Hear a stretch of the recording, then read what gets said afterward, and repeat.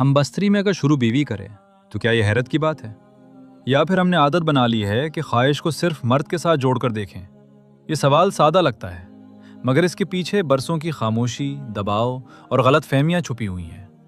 क्या शौक़ सिर्फ शौहर का हक है? क्या बीवी का आगे बढ़ना बेबाकी समझा जाता है? और सबसे अहम सवाल, क्या अज़दवाजी ज़िंदगी में इजहार ख्वाहिश जुर्म है?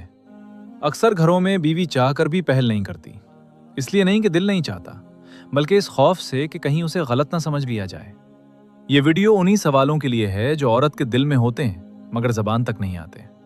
अगर आप समझते हैं कि हमबस्तरी हमेशा एक ही तरफ से शुरू होनी चाहिए, तो मुमकिन है आप रिश्ते के एक अहम पहलू से नावाकिफ हों।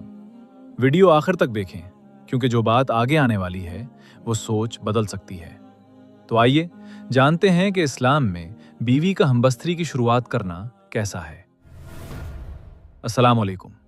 जब बात आती है हमबस्तरी की शुरुआत बीवी की तरफ से होने की, तो बहुत से लोग फौरन चूक जाते हैं। कुछ कहते हैं ये हमारे मुआशरे में ठीक नहीं, कुछ कहते हैं बीवी को इतना बेतकल्लुफ नहीं होना चाहिए, और कुछ बगैर समझे खामोश रह जाते हैं।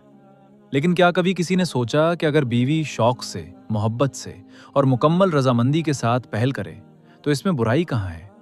हकीकत यह है कि शौकीन बीवी रिश्ते के लिए बोझ नहीं, नेमत होती है।